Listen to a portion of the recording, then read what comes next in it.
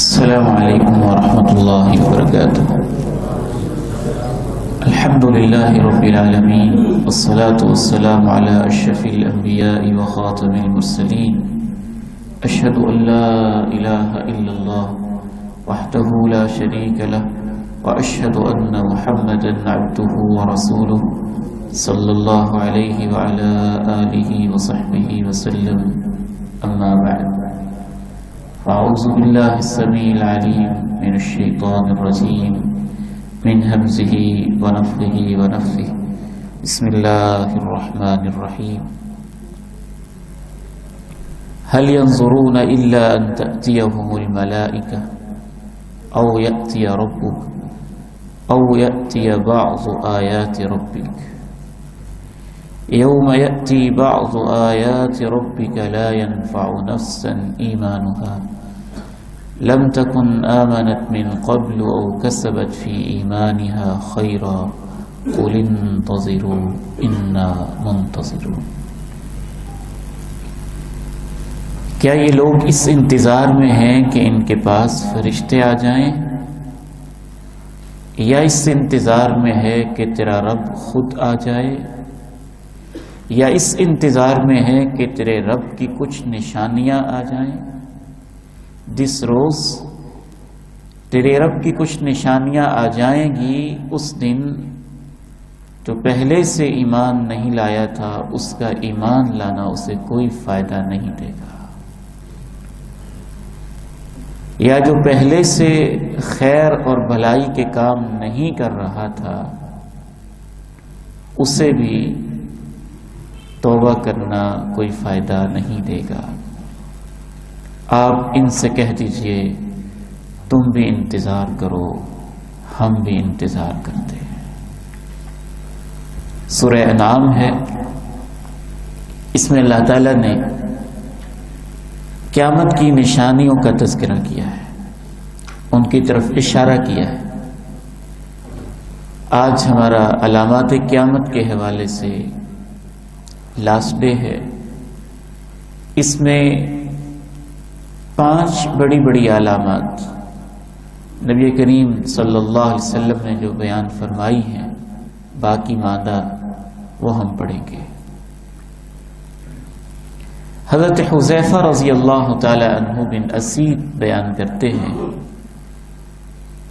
کہ نبی علیہ السلام اپنے بالا خانہ میں تشریف فرما تھے اور ہم لوگ نیچے بیٹھے ہوئے تھے۔ آپ نے ہماری طرف جھانکا تو آپ نے ارشاد فرمایا، کیا باتیں کر رہے ہو؟ ہم نے کہا قیامت کے بارے میں باتیں کر رہے ہیں۔ آپ نے ارشاد فرمایا،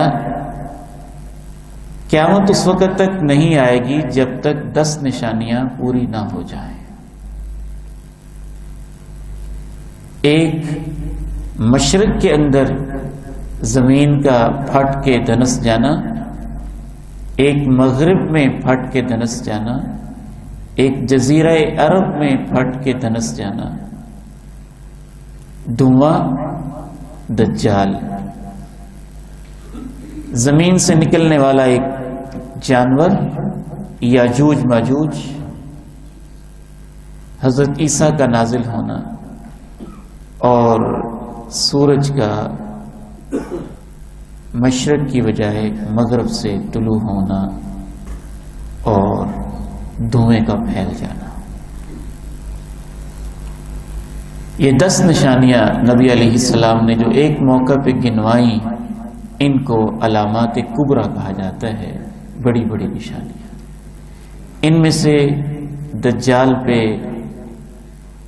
اور کچھ دیگر اکثر نشانیوں پہ ہم گفتگو کر چکے ہیں، آج ان 5 نشانیوں پہ گفتگو ہوگی۔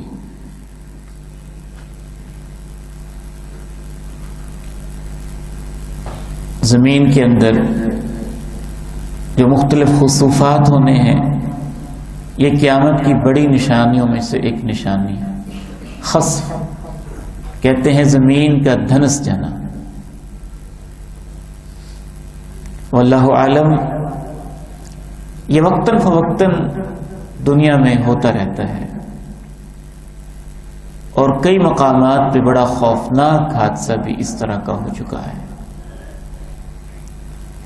ان میں سے ایک حادثے کا کچھ مشاہدہ میں نے اپنی آنکھوں سے 2005 میں کیا، مظفر آباد کے زلزلے میں۔ آفٹر شاکس کے بعد جب آپ لوگوں کا کچھ ڈونیشنز اور تعاون پہنچانے کے لیے ہم لوگ وہاں پہنچے، تو وہاں جا کے ہم نے ابھی تک کچھ لاشیں بھی روڈ پہ پڑی ہوئی دیکھی جن کو سنبھالنے والے لوگ نہیں تھے، اموات اتنی زیادہ ہوئی تھی۔ اور ایک 7 منزلہ ہوٹل تھا جس کے بارے میں وہاں کے احباب نے بتایا کہ زمین پھٹی اور ساری کی ساری منزلیں ہی زمین کے اندر غائب ہو گئی۔ اسے خسف کہتے ہیں۔ یہ اس طرح سے بھی ہو سکتا ہے کہ بالکل سنک ہو جائے، یہ اس طرح سے بھی ہو سکتا ہے کہ جس کو آپ لینڈ سلائیڈنگ کہتے ہیں۔ عجب مناظر ہیں جو کائنات دیکھتی رہتی ہے، لیکن قیامت سے پہلے بڑی نشانی کے طور پر جو آپ نے بیان فرمایا ہے وہ یہ ہے کہ ایک مشرق میں بڑے لیول پہ اس طرح کا حادثہ ہوگا، ایک مغرب میں بہت بڑے لیول پہ اس طرح کا حادثہ ہوگا، اور ایک جزیرہ عرب میں اس طرح کا ایک بڑے لیول پہ حادثہ ہوگا۔ یوں لگتا ہے زمین کے 3 مرکزی مقامات، مشرق میں، مغرب میں اور دنیا کے وسط میں جزیرہ عرب تقریباً واقع ہے۔ تو ان 3 جگہوں پہ بڑے بڑی لینڈ سلائیڈنگ یا بڑے بڑے آپ کہہ لیجئے زمین کے اندر غار اس کا پھٹنا اور بڑی بڑی آبادیوں کا یا زمین کا اندر دھنس جانا، یہ بڑی سطح پر، بہت بڑی سطح پر ابھی نہیں ہوا ہے۔ یہ قیامت کی بڑی نشانیوں میں سے ہے۔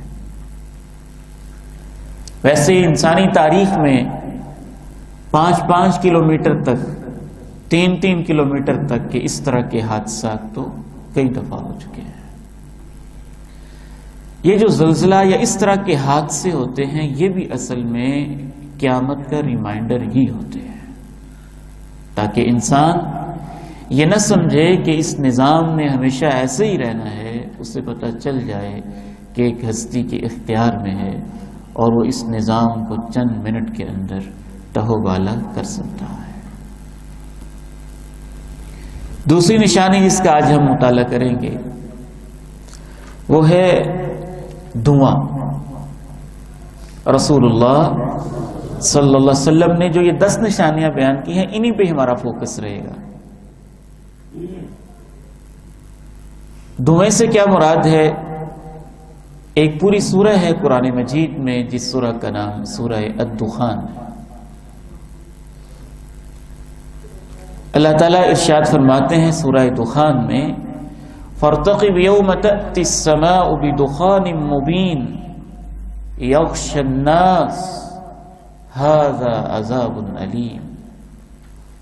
آپ انتظار کیجئے ایک ایسے دن کا جس دن آسمان واضح اور کھلا دھواں لے کے آئے گا، یغشی الناس، سب لوگوں پر وہ چھا جائے گا، ھذا عذاب علیم، یہ ہوگا دردناک عذاب۔ حضرت عبداللہ بن مسعود رضی اللہ تعالی عنہما فرماتے تھے کہ یہ علامت واقع ہو چکی ہے۔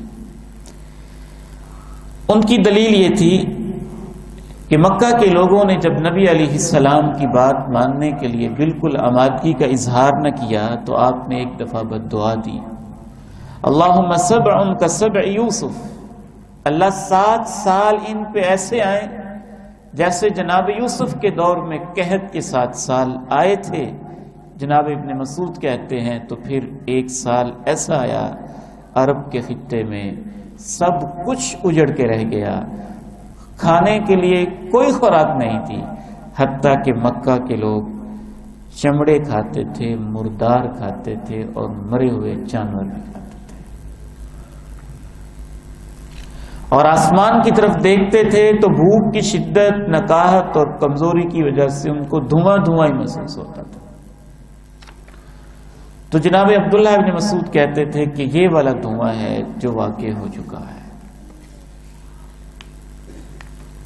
لیکن جناب عبداللہ ابن عباس رضی اللہ تعالی عنہما کہتے تھے کہ نہیں، یہ دھواں یہاں پر مراد نہیں ہے۔ ایک دفعہ اپنے شاگرد سے انہوں نے کہا کہ آج تو میں پوری رات نہیں سویا۔ جناب ابن عباس نے کہا آج میں پوری رات نہیں سو سکا۔ انہوں نے پوچھا کیوں؟ عرض کی اس وجہ سے کہ ایک دمدار تارا میں نے دیکھا تھا، مجھے ڈر لگا کہیں اس کے بعد دھواں نہ شروع ہو جائے قیامت والا۔ اس کی فکر اور سوچ کے اندر مجھے ساری رات نیند نہیں آئی۔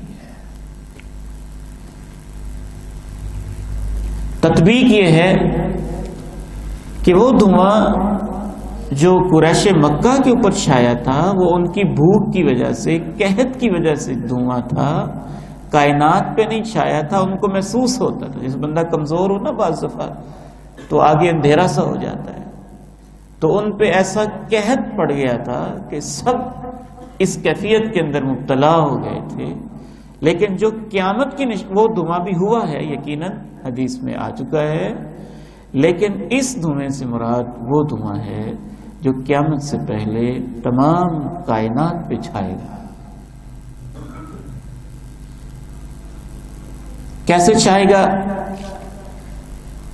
طبرانی شریف میں روایت ہے، حضرت ابو مالک اشعری رضی اللہ تعالی عنہ فرماتے ہیں ان ربکم انذرکم ثلاثا، اللہ تمہیں قیامت کی 3 نشانیوں کے بارے میں وارننگ دیتا ہے کہ اس سے پہلے نیکیاں کر لو۔ الدخان، ایک دھواں، یأخذ المؤمن کالزکمہ، مومن کو ایسے محسوس ہوگا جیسے اس کو زکام سا لگا ہے۔ وَيَأْخُذُ الْكَافِرَ فَيَنْتَفِخ حَتَّى يَخْرُجَ مِنْ كُلِّ مَسْمَعٍ مِّنْهُ، اور کافر کو ایسے پکڑے گا وہ دھواں کہ اس کے کانوں سے بھی دھواں نکل رہا چھا جائے گا اس کے اوپر۔ دوسری نشانی جانور کا نکلنا، اور تیسری نشانی دجال۔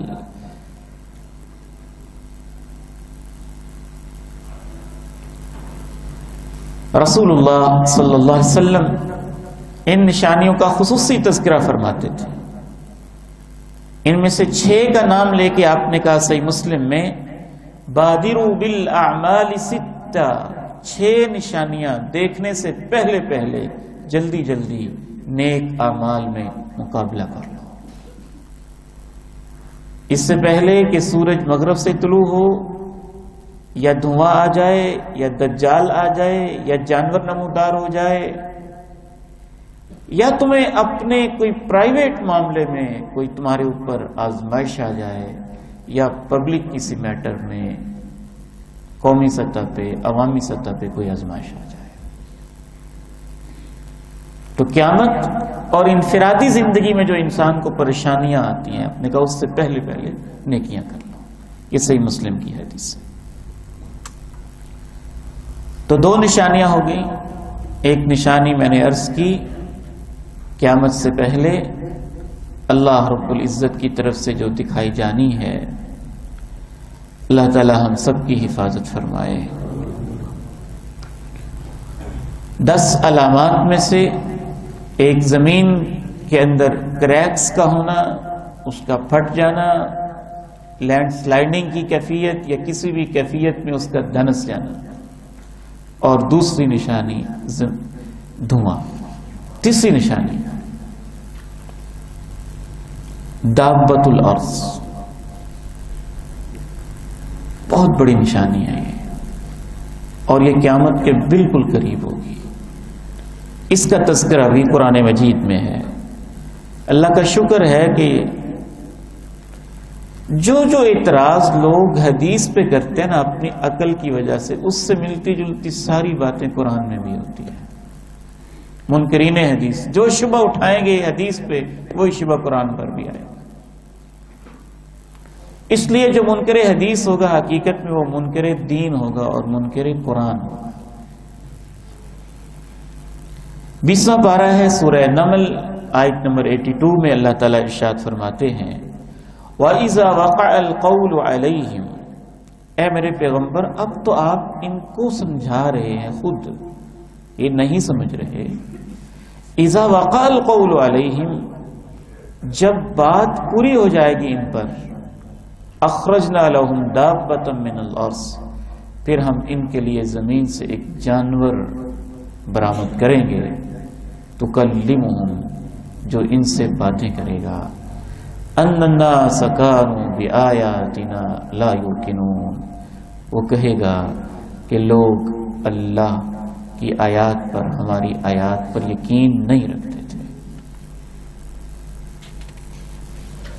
یہ اللہ تعالیٰ نے قرآن مجید میں اس جانور کے نکلنے کا تذکرہ کیا ہے۔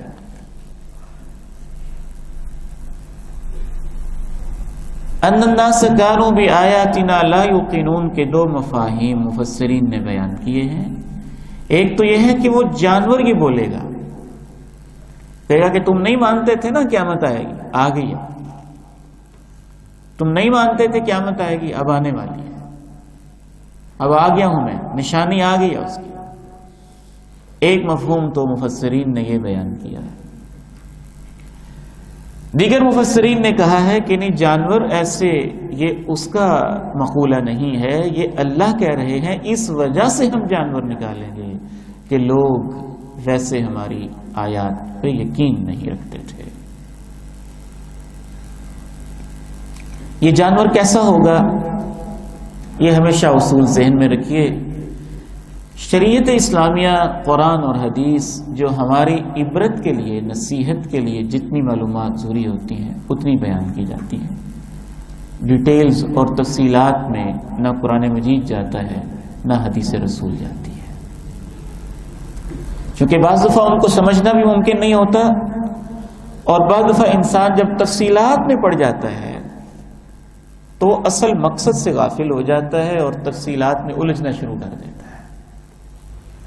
اس لیے قرآن و حدیث تفصیلات میں زیادہ نہیں جاتے ہیں۔ ایک اور اصول یہاں پہ یہ بھی ذہن میں رکھیے، قرآن و حدیث کو ماننے کا یہ مطلب بھی نہیں ہے کہ جو بھی روایت کے نام پہ آ جائے چاہے من گڑت ہو ہم اس کو مان لیں، نہیں، جو ثابت ہو کہ واقعتاً یہ قرآن میں ہے، جو ثابت ہو کہ واقعتاً اللہ کے نبی نے فرمایا ہے، سند اس کی صحیح ہو، تو اس کو مانے بغیر چارہ نہیں ہے۔ اس کا انکار اللہ اور اس کے رسول کا انکار ہے، چاہے وہ ہماری عقل میں آئے یا نہ آئے۔ اور بہت سارے لوگ یہ بہت بڑی زیادتی کرتے ہیں، جیسا کہ کل بھی ایک صاحب کے بارے میں آپ کو سنا رہا تھا کہ لوگوں کی باتوں کو رد کرتے کرتے حدیثوں کو بھی رد کر دیا۔ یہ رویہ بھی ٹھیک نہیں ہے۔ رسول اللہ صلی اللہ علیہ وسلم نے اس جانور کے بارے میں جو تفصیلات بتائی ہیں، مختصراً جتنی عبرت کے لیے ضروری ہے صرف وہ میں آپ کے سامنے عرض کروں گا، لوگوں کی باتیں میں آپ کے سامنے نہیں رکھوں گا۔ کوئی کہتا ہے کہ 70 ہاتھ ہوگا، کوئی کہتا ہے کہ اس جانور کا جیسے سارے جانور کو جوڑ کے وہ جانور بنا ہوگا، چہرہ فلاں کی طرح، یہ وہ ساری باتیں ان کو ہم اس لیے تسلیم نہیں کرتے کہ وہ صحیح احادیث سے ثابت نہیں ہے۔ اس لیے نہیں کہ عقل میں نہیں آتی، صحیح حدیث سے ثابت ہو تو سر تسلیم خم۔ کب نکلے گا یہ؟ حضرت عبداللہ بن عمر رضی اللہ تعالی عنہ فرماتے ہیں کہ میں نے اللہ کے رسول سے ایک حدیث سنی جو میں ابھی تک نہیں بھولا ہوں۔ آپ نے ارشاد فرمایا، ان اول الآیات خروجا طلوع الشمس من مغربها، سب سے پہلے جو قیامت کی نشانی لوگوں کے سامنے آئے گی وہ سورج کا مغرب سے طلوع ہونا ہے اور جانور کا نکل آنا ہے، پھر دوپہر کے وقت، چاشت کے وقت۔ لوگ اپنی اپنی زندگیوں میں مصروف ہیں، اور وہ جانور نمودار ہو جائے گا۔ شریعت اس قدر خوبصورت ہے کہ اس میں اللہ کے پیغمبر بھی وحی کے بغیر کچھ نہیں کہتے۔ یہ الفاظ آپ نے خصوصاً غور کرنے ہیں۔ آپ ارشاد فرماتے ہیں کہ ان دونوں میں سے جو نشانی بھی پہلے آ جائے گی دوسری فوراً آ جائے گی۔ یعنی اللہ کے پیغمبر نے خود بھی ہمیں ترتیب نہیں بتائی، جتنا اللہ نے بتایا اتنا آگے پہنچا دیا۔ آپ نے یہ نہیں کہا پہلے سورج نکلے گا یا پہلے جانور آئے گا، کہا ان میں سے جو نشانی بھی پہلے آ جائے گی دوسری اس کے فوراً بعد آ جائے گی۔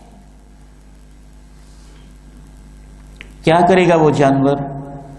مسند احمد میں حضرت ابو امامہ رضی اللہ تعالی عنہ بیان فرماتے ہیں، تخرج الدابۃ فتسم الناس علی خراطیمہم، جانور نکلے گا، قرآن نے تو بتا دیا لوگوں سے باتیں بھی کرے گا، اور اس حدیث میں یہ ہے کہ وہ لوگوں کے ناک کے اوپر نشان بھی لگائے گا۔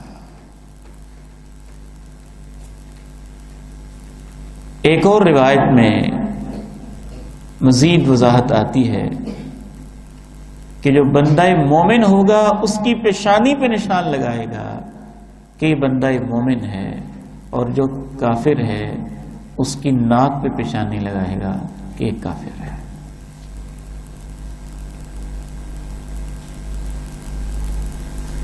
ثم يغمرون فيكم حتى يشتري الرجل البعير، آپ فرماتے ہیں پھر وہ نشان زدہ لوگ کافی زیادہ ہو جائیں گے، حتیٰ کہ ایک آدمی اونٹ خریدے گا تو اس سے دوسرا پوچھے گا کس سے تم نے خریدا ہے، تو اس کو کہے گا وہ جس کو نشانی لگ چکی ہے۔ یہ مسند احمد کی حدیث ہے، امام البانی نے اس کو صحیحہ میں صحیح قرار دیا ہے۔ ایک اور حدیث جامع ترمذی کی ہے، اس سے بھی کچھ وضاحت ہوتی ہے، امام البانی نے اس کو ضعیف کہا ہے اور شیخ احمد شاکر رحمہ اللہ نے اس کو صحیح قرار دیا ہے۔ اس لیے میں آپ کے سامنے عرض کر رہا ہوں کہ دیگر احادیث سے اس کی تائید ہوتی ہے۔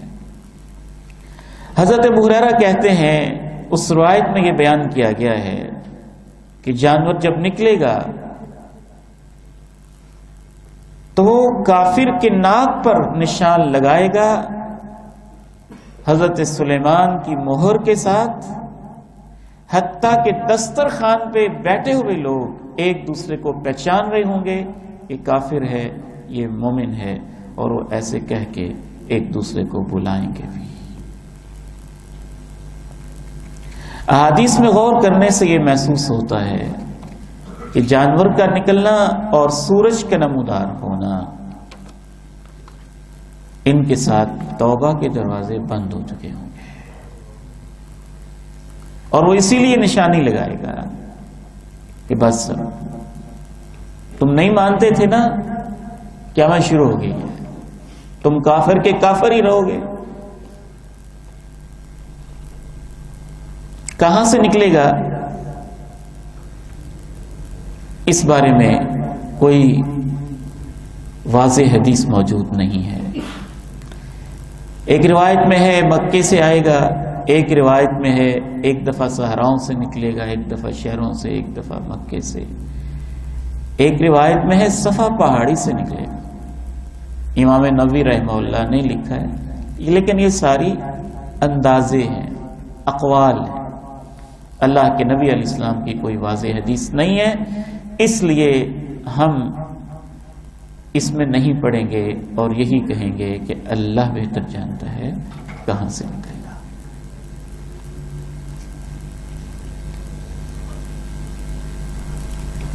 ایک اور نشانی بڑی بڑی نشانیوں میں سے جو قیامت سے پہلے ہوگی،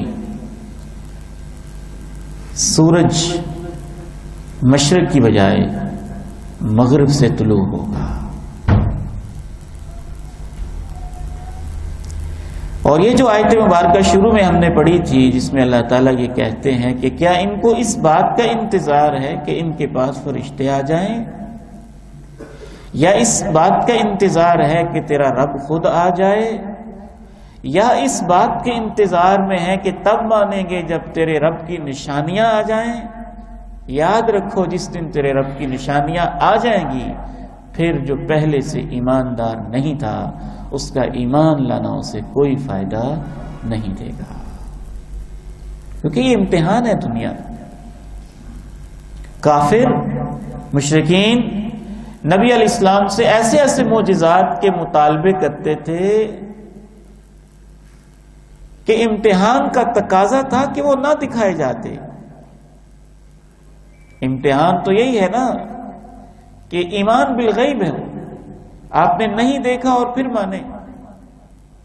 اگر آپ نے اتنا واضح ایک چیز کو دیکھ لیا کہ مانے بغیر کوئی چارہ کار نہیں ہے تو اسے ایمان نہیں کہتے، یہ تو آپ مجبور ہو گئے ماننے پر، اور اللہ نے مجبور نہیں کرنا، اس دنیا میں آزادی دی ہے۔ کہتے تھے ہمارے سامنے ایک چشمہ نکال دیں یا ہمارے سامنے کھجوروں کا باغ لگائیں، کھجوروں کے باغ کے اندر ہماری آنکھوں کے سامنے، پھر اس کے اندر سے نہر بھی نکال کے دکھائیں، پھر ہم مانیں گے کہ آپ سچے رسول ہیں۔ یا ہمارے اوپر بھی ایسے فرشتے اتاریں جیسے آپ پر اترتے ہیں، یا اللہ کا ہمیں دیدار کروا دیں، ہم دیکھ لیں اللہ کو، پھر مان لیں گے۔ اللہ تعالیٰ نے ان کی سب ضدوں کا جواب دیا سورہ بنی اسرائیل سورہ فرقان میں تذکرہ کر کے، لَقَدِ اسْتَكْبَرُوا فِي أَنفُسِهِمْ وَعَتَوْا عُتُوًّا كَبِيرًا، یہ بڑے بنتے ہیں اور سرکشی کرتے ہیں، بس ان کا اصل مسئلہ ضد کا ہے اور تکبر کا ہے، اور کوئی ان کا مسئلہ نہیں ہے۔ جو پھیلی ہوئی زمین کو رب دیکھ کر رب کو نہیں مان رہا ہے، جو تنی آسمان کی چھت کو دیکھ کے نہیں مان رہا ہے، جو نکلتے سورج اور ڈوبتے سورج کو اور طلوع ہوتے چاند کو اور ٹمٹماتے تاروں کو دیکھ کے رب کو نہیں مان رہا ہے، جو اپنے وجود کو دیکھ کر اور انسانوں کی تخلیق کو دیکھ کر اور زمین جو سبزے کی چادر پہنتی ہے اسے دیکھ کر اور آبشاروں ان کے قطروں اور پانیوں کو دیکھ کے رب کو نہیں مان رہا ہے، تو اسے اور کون سی نشانی چاہیے؟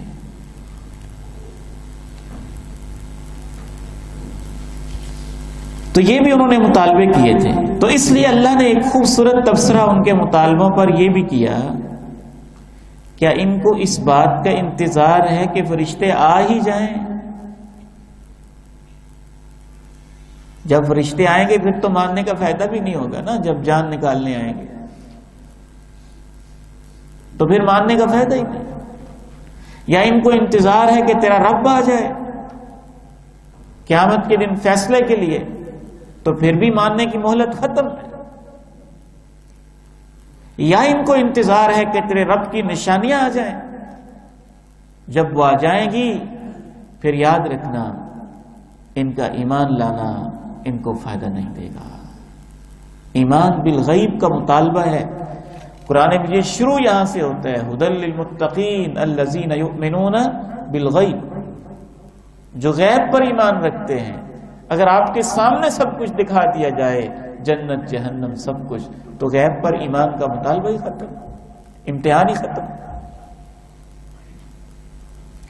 تو رسول اللہ صلی اللہ علیہ وسلم یہ آیت جو ہے پڑھتے ہوتے تھے اور اس کی روشنی میں بیان کرتے تھے سورج کا مغرب سے طلوع ہونا۔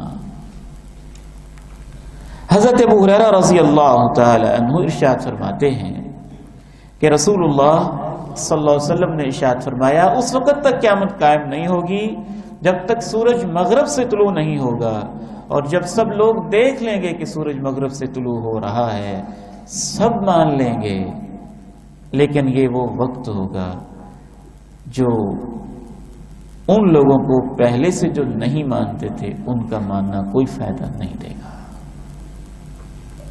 صحیح بخاری کی حدیث ہے۔ تو اس سے خوبصورت تفسیر ہوتی ہے حدیث رسول سے اس آیت مبارکہ کی۔ بلکہ آپ علیہ الصلوۃ والسلام ایک اور حدیث میں یوں ارشاد فرما رہے ہیں، ان اللہ عز وجل یبسط یدہ باللیل لیتوب مسیء النہار ویبسط یدہ بالنہار لیتوب مسیء اللیل حتی لا تطلع الشمس من مغربها۔ اللہ رات کو اپنا ہاتھ پھیلاتے ہیں تاکہ دن کو گناہ کرنے والے توبہ کر لیں، اور دن کو اپنا ہاتھ پھیلاتے ہیں تاکہ رات کو خطائیں کرنے والے توبہ کر لیں، اور روزانہ ہی ایسے کرتے ہیں اس وقت تک جب تک سورج مغرب سے طلوع نہیں ہوتا۔ اس دن یہ ہاتھ نہیں پھیلے گا، بلکہ اس دن سب مانیں گے، لیکن ان کا ماننا انہیں کوئی فائدہ نہیں دے گا، کوئی نفع نہیں پہنچائے گا۔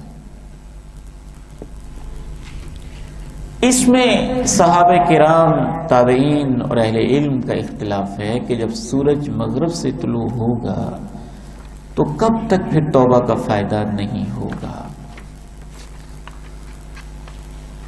اس سے پہلے یہ بات سمجھ لیجئے کہ جس طرح سے توبہ کا دروازہ میری اور آپ کی انفرادی زندگی میں تب تک کھلا ہے، یقبل توبۃ العبد ما لم یغرغر، تب تک توبہ قبول ہوتی ہے جب تک غرغرہ نہیں ہوتا، یعنی جان نکلتے نکلتے جب تک یہاں تک پہنچ کے اٹک نہیں جاتی۔ جب یہاں پہنچ گئی ہے تب سمجھ لیں کہ وہ ملک الموت کو اب دیکھ رہا ہے، تو اس کے بعد توبہ کا دروازہ بند ہے، تب تک کھلا ہوگا۔ تو جس طرح ہر انسان کی موت کے وقت اس کی توبہ قبول نہیں ہے، تو جب سورج مغرب سے طلوع ہوگا وہ پوری دنیا کے مرنے کا وقت ہوگا، کائنات کی موت کا وقت ہوگا، کائنات کے ختم ہونے کی سب سے ایک بڑی علامت ہوگی۔ تو اس لیے وہ اجتماعی طور پر توبہ کا دروازہ اس موقع پر بند کر دیا جائے گا۔ بعض سلف صالحین یہ کہتے ہیں کہ ان لوگوں پر توبہ کا دروازہ بند ہوگا جنہوں نے اس کو نکلتے دیکھا، اور جب تک وہ زندہ رہیں گے مرتے دم تک ان کی کوئی توبہ قبول نہیں ہوگی۔ بعض کہتے ہیں کہ نہیں، اوور آل ہی جب سورج مغرب سے طلوع ہوگا تو پھر بے شک اس کے بعد قیامت میں کے آنے میں کچھ وقت بھی ہوگا، لیکن کسی کی کوئی توبہ قبول نہیں ہوگی۔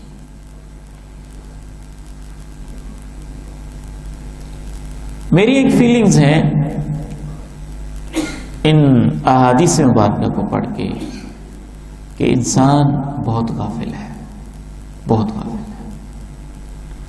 یہ سورج مغرب سے طلوع ہو جائے گا نا تو پھر بھی یہ بھول جائے گا، زمین اس کے سامنے پھٹ جائے گی یہ پھر بھی بھول جائے گا قیامت آنی ہے، جانور نکلے گا یہ پھر بھی بھول جائے گا یہ قیامت آنی ہے، یہ پھر اپنی مستیوں میں مست ہو جائے گا۔ اور یہ فیلنگز دو وجہ سے، ایک اس وجہ سے کہ اس کے کچھ مناظر ہم اپنی زندگی میں خود دیکھ رہے ہیں، زلزلے کا آ جانا، مکانات کا تباہ ہو جانا، سینکڑوں لوگوں کا ہماری آنکھوں کے سامنے چلا جانا کچھ چھوٹی نشانی تو نہیں ہے، ہم پھر بھول جاتے ہیں، پھر بھول جاتے ہیں۔ 2005 کے زلزلے کے آفٹر شاکس جب ہوئے ہیں، ابھی مظفر آباد کے اندر لاشیں پوری طرح سنبھالی نہیں گئی تھیں اور کچھ گلیوں سے سڑاٹ اٹھ رہی تھی لاشوں کی، اور کچھ لوگ اس وقت بھی گانے سن رہے تھے۔ جب انسان بھولنے پہ آتا ہے، باغی ہو جاتا ہے، سرکش ہو جاتا ہے، ضد پہ اتر آتا ہے، تو اس کی ضد کی کوئی حد نہیں ہوتی۔ آج ہی میں اس نیت سے کہ اللہ تعالی ہم سب کی حفاظت فرمائے، لینڈ سلائڈنگ اور خسوف کی ہسٹری اور ریکارڈ دیکھنے کے لیے میں براؤزنگ اور سرچ کر رہا تھا،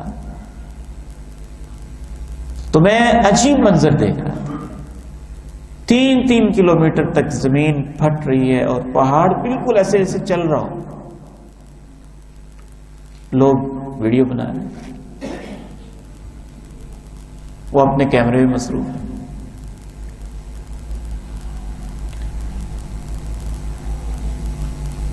تو قیامت کے قائم ہونے تک لوگوں کا معمول ایسے ہی رہے گا، بلکہ قیامت سے پہلے تو ایسے بد نصیب لوگ بھی آنے ہیں اور ایسے بے حیا لوگ بھی آنے ہیں جن کے بارے میں اللہ کے پیارے نبی صلی اللہ علیہ وسلم نے فرمایا ان کی زندگی گدھوں کی طرح ہوگی، گدھوں کی طرح۔ اس طرح گدھے کا جوڑا سرعام بے حیائی کرتا ہے، وہ سرعام بے حیائی کا ارتکاب کریں گے، ان لوگوں پہ قیامت قائم ہوگی۔ اس سے یہ اندازہ ہوتا ہے کہ بدترین لوگ اتنے غافل ہوں گے کہ اتنی ساری نشانیاں دیکھ کر وہ پھر بھول جایا کریں گے، وہ پھر اپنی دنیا میں مست ہو جائے گا۔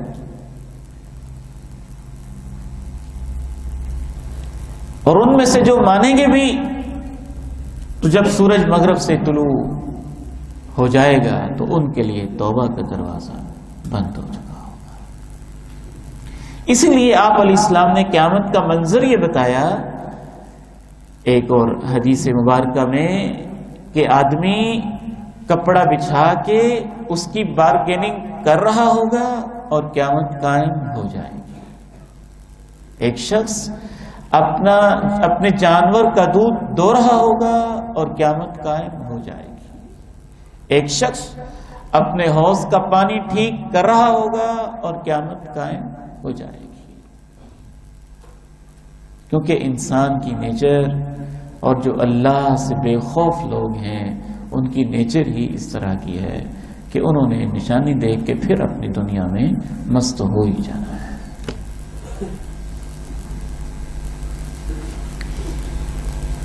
آخری جو بڑی نشانی رونما ہوگی وہ ہے آگ کا نکلنا، آگ کا نکلنا۔ ایک آگ ہوگی بڑی بھیانک، بہت خطرناک، وہ نمودار ہوگی۔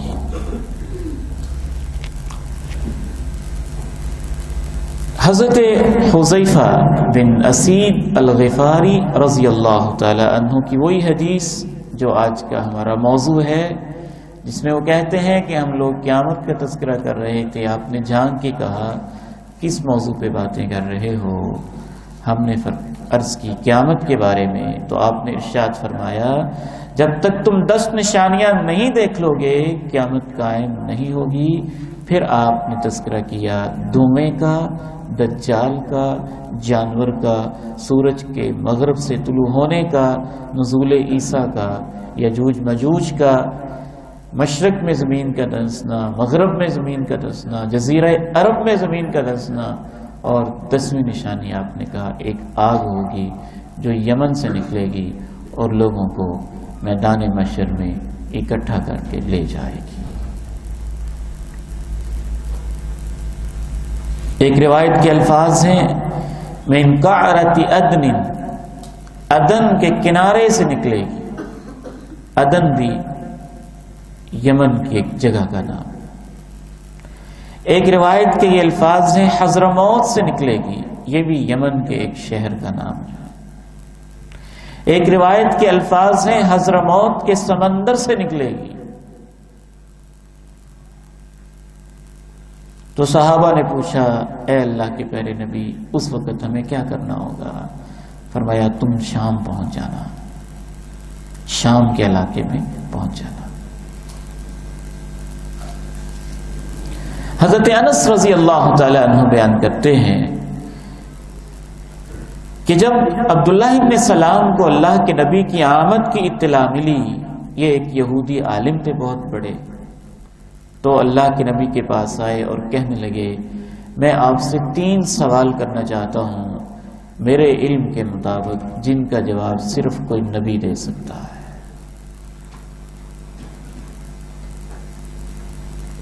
ان میں سے اس نے ایک سوال یہ کیا کہ قیامت کی سب سے پہلی نشانی کیا ہے؟ یعنی آگ کا نکلنا ایک لحاظ سے سب سے پہلی نشانی ہے اور ایک لحاظ سے سب سے آخری نشانی ہے۔ آخری نشانی اس لحاظ سے ہے کہ قیامت کے نکلنے کی جو 10 علامات ہیں ان میں سب سے آخر میں آگ نکلنے والی نشانی نمودار ہوگی، اور سب سے پہلی نشانی اس لحاظ سے ہے کہ اس وقت حشر شروع ہو رہا ہوگا۔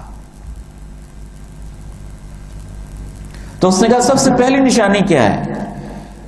آپ نے فرمایا نار تحشر الناس من المشرق الى المغرب، ایک آگ نکلے گی جو لوگوں کو مشرق سے مغرب کی طرف لے جا کر جمع کر دے۔ تو ان سب روایات سے محدثین نے یہ نتیجہ نکالا ہے کہ وہ آگ مثلا یمن سے نکلی، حضرموت سے نکلی، پھر سمندر سے نکلی، پھر مشرق سے نکلی، پھر پھیلتی گئی، پھیلتی پھیلتی بہت زیادہ پھیل کے وہ لوگوں کو مغرب کی طرف دھکیلنا شروع کر دے گی۔ یہ صحیح بخاری کی حدیث ہے جناب عبداللہ ابن اسلام والی۔ کیسے لے کے جائے گی میدان محشر کی طرف؟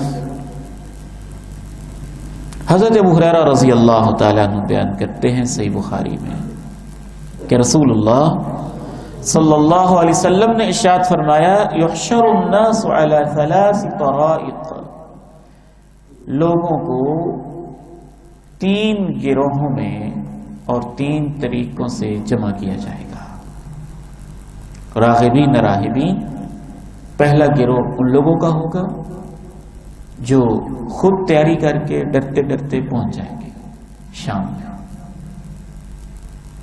دوسرا گروہ اسنان علی بعیر، جو پیچھے رہ جائیں گے، کوئی سواری ڈھونڈیں گے، 2-2 3-3 4-4 10-10 لوگ مل کے باری باری اونٹوں پہ سوار ہو کے میدان محشر میں شام میں پہنچ جائیں گے۔ وَيَحْشُرُ بَقِيَّتَهُمُ النَّارُ، جو پیچھے رہ جائیں گے ان کو پھر آگ لے کے جائے گی۔ تَقِيلُ مَعَهُمْ حَيْثُ قَالُوا، جب انہوں نے دوپہر کا قیلولہ کرنا ہوگا تو آگ بھی رک جائے گی، جب انہوں نے رات گزارنی ہوگی تو آگ بھی رک جائے گی، جب وہ صبح کریں گے تو ان کے ساتھ بھی آگ بھی اپنی صبح کرے گی، جب وہ شام کریں گے تو آگ بھی ان کے ساتھ ہی شام کرے گی۔ اس حدیث کی شرح میں امام ابن حجر رحمہ اللہ نے، امام خطابی رحمہ اللہ نے، امام قرطبی رحمہ اللہ نے ایک بہت ہی عظیم بات لکھی ہے حدیث کو سمجھنے کے لیے۔ فرماتے ہیں کہ حشر 3 ہونے ہیں۔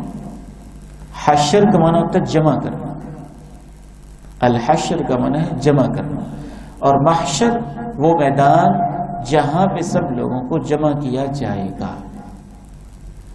تو حشر کا معنی جمع کرنا، وَإِلَيْهِ تُحْشَرُونَ، اسی کی طرف تمہیں جمع کیا جائے گا، اکٹھا کیا جائے گا۔ تو فرماتے ہیں کہ 3 حشر ہیں۔ پہلا حشر وہ ہے کہ دنیا ابھی ختم نہیں ہوگی، قیامت ابھی اس معنی میں سور میں نہیں پھونکا جائے گا، سب لوگوں کو موت ابھی نہیں آئی ہوگی، دنیا کے اپنے کام چھوٹے موٹے چل رہے ہوں گے، تو ان کو جمع کیا جائے گا۔ اس حدیث میں اس حشر کا تذکرہ ہے، اور وہ شام کے علاقے میں ہوگا۔ جو لوگ مر چکے سو مر چکے،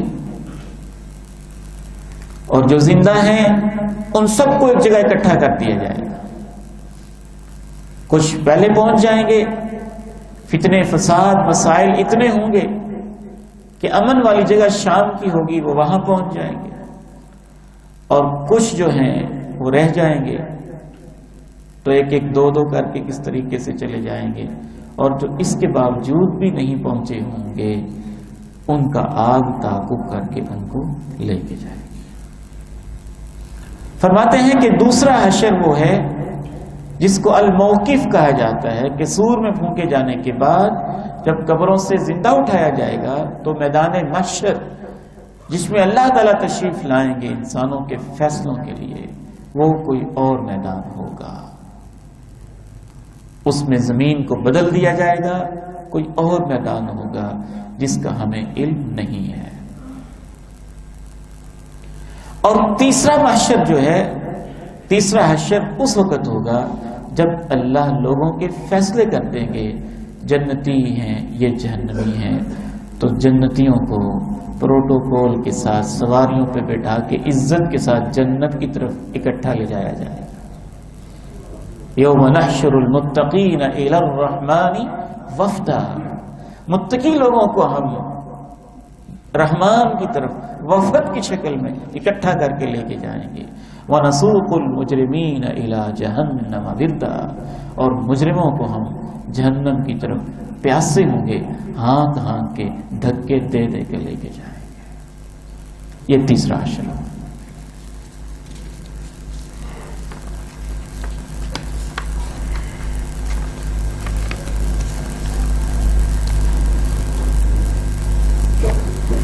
رسول اللہ صلی اللہ علیہ وسلم ارشاد فرماتے ہیں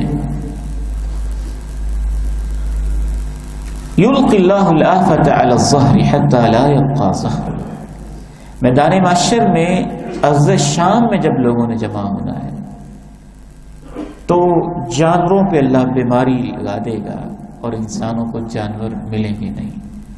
حتی ان الرجل لا یکون له الحدیقہ المعجبہ، حتیٰ کہ آدمی کے پاس اگر کوئی باغ ہوگا تو کہے گا میرا سارا باغ لے لو، ایک اونٹنی دے دو تاکہ میں وہاں پہنچ جاؤں اور اس ماحول سے مجھے نجات مل جائے۔ فلا يقدر علیہا، لیکن اسے پھر بھی اونٹنی نہیں ملے گی، کوئی نہیں دے گا۔ یہ مسند احمد کی روایت ہے۔ اسی کے ساتھ ہی ہمارا آج کا موضوع مکمل ہوا چاہتا ہے۔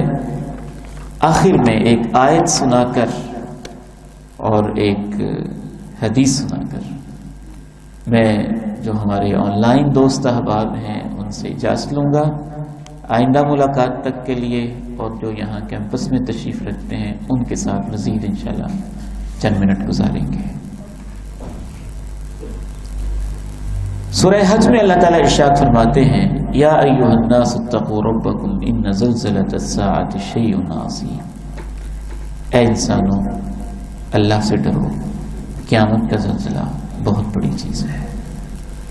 یوم ترونها تذهل كل مرضعۃ عما ارضعت، جب تم دیکھو گے کہ ہر دودھ پلانے والی اپنے دودھ پلاتے بچے کو بھول جائے گی، ہر حاملہ اپنا حمل گرا دے گی، لوگ متوالے نشے میں مدہوش نظر آئیں گے، حالانکہ وہ ایسے نہیں ہوں گے، لیکن اللہ کی پکڑ بڑی سخت ہوگی۔ حضرت عائشہ رضی اللہ تعالی عنہا ارشاد فرماتی ہیں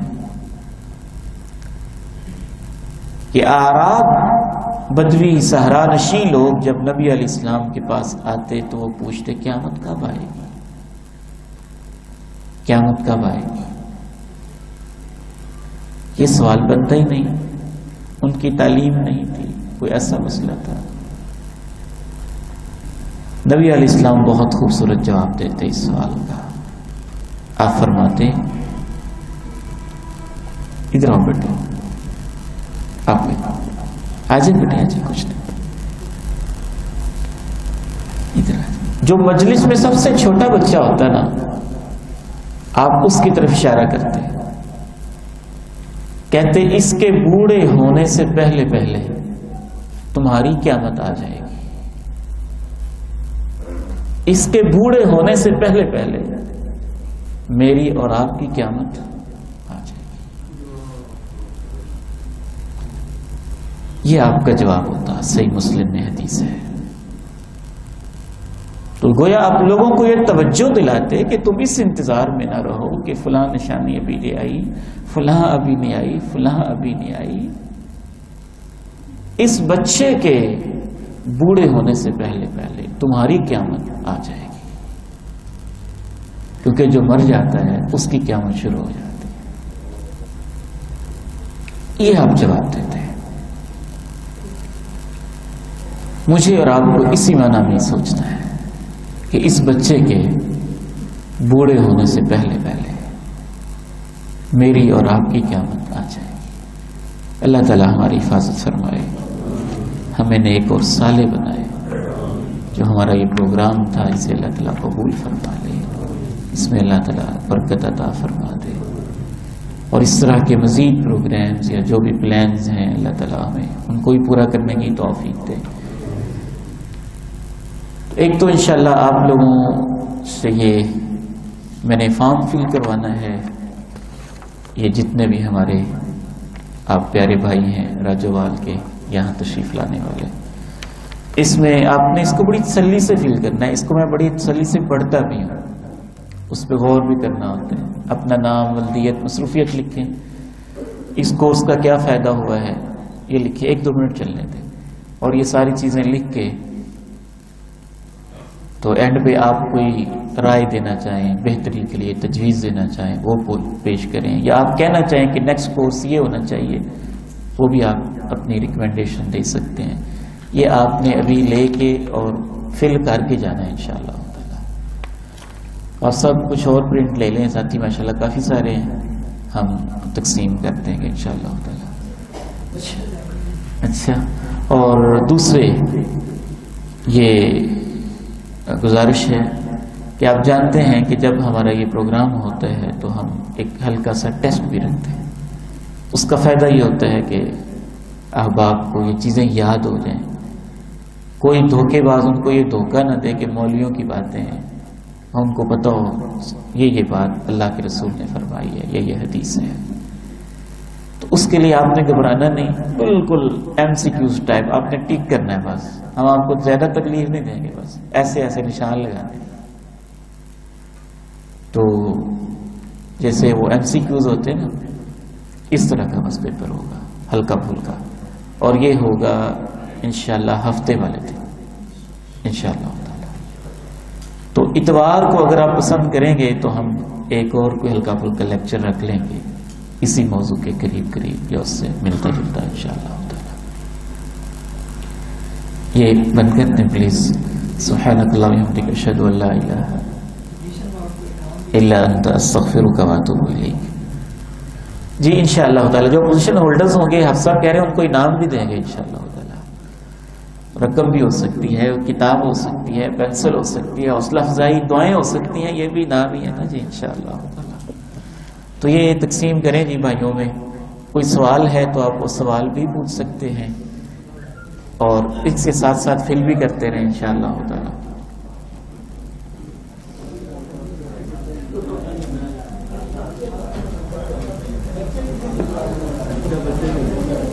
کچھ بچوں کو بھی دے دیں, کچھ سمجھدار بچے ہیں بڑی عمر کے جو.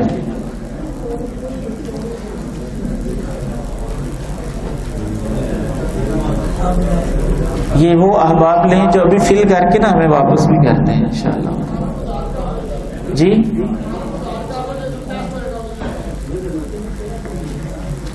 یہ نو فارم بھی واپس نہ ملے, گالیاں کے موقع کوئی نہیں ملتا لکھنے کا. بہتر ہے ابھی کر لیں, بہت اچھا ہوگا. ہمارے پاس 5-10 منٹ ہیں انشاءاللہ. کوئی نہیں, اگر کچھ ساتھی بڑی تسلی سے کرنا چاہتے ہیں تو وہ تسلی سے کر لیں. ہاں ہفتے والے ٹھیک ہے لے لیں. تو پیپر کے ٹائم کیا رکھنا ہے مبین صاحب؟ یہی ٹائم ٹھیک ہے جی. ہفتے والے دن انشاءاللہ عشاء کی نماز کے بعد اسی میں سے جو ہم نے پڑھا ہے نا جی ٹیسٹ ہو جائے گا انشاءاللہ. اور اتوار کو ہم کوئی مختصر سا پروگرام کر لیں گے. اتوار کو آپ سب بھائی تشریف لائیے گا انشاءاللہ, عشاء کی نماز یہاں نہ لیجیے.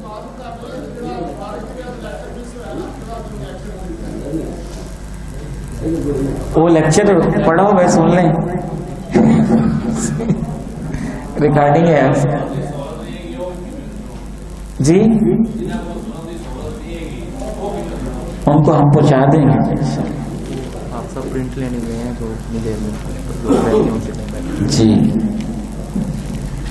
کوئی سوال ہو آپ کی طرف سے تو انشاءاللہ جتنا آتا ہوگا اتنا ہم جواب دے لیں گے.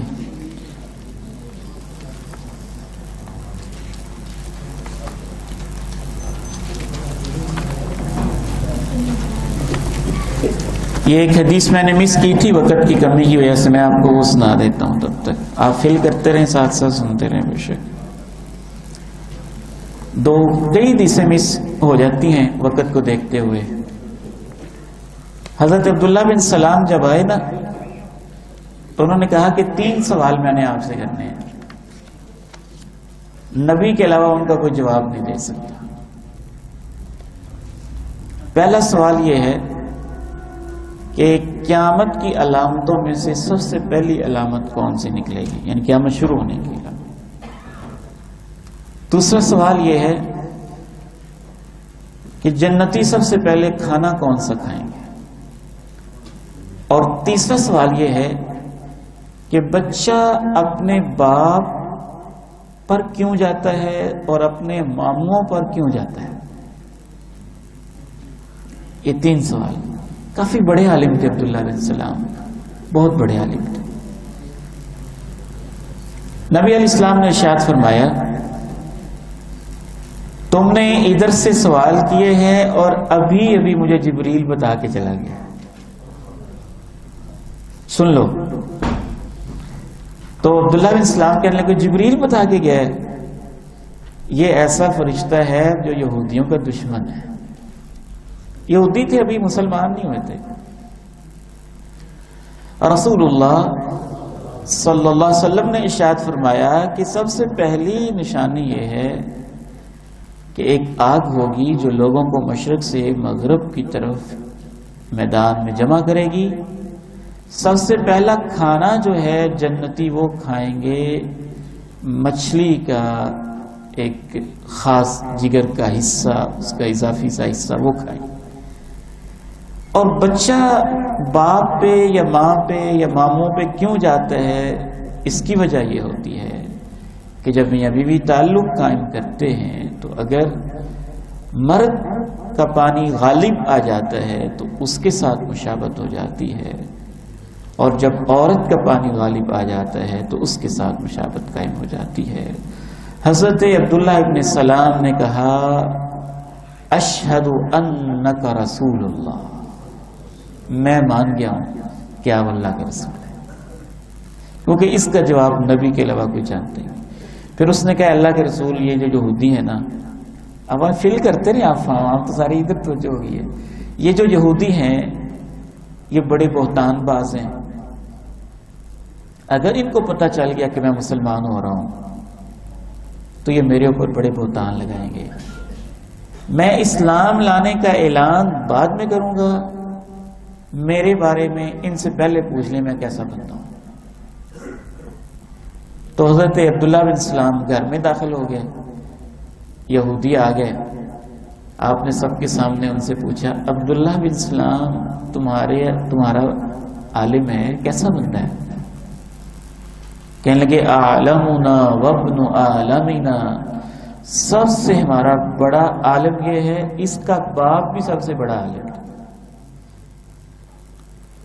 سب سے زیادہ خبردار یہ ہے، اس کا باپ بھی سب سے زیادہ خبردار تھا۔ اللہ کے نبی نے فرمایا اگر وہ مسلمان ہو جائے تو پھر تمہارا کیا خیال ہے، پھر تم مان لو گے؟ انہوں نے کہا اللہ کی پناہ، یہ کیسے ہو سکتا ہے وہ مسلمان ہو جائے؟ تو عبداللہ بن سلام دکان میں چھپے ہوئے تھے، جہاں بھی چھپے ہوئے تھے وہ آ گئے، کہنے لگے میں مسلمان ہو گیا ہوں، اشہد ان لا الہ الا اللہ و اشہد ان محمد رسول اللہ۔ موقع پر ہی بدل گیا یہودی، کہنے لگے سب سے بدترین یہ ہے، اس کا ابو بھی بڑا بدترین تھا،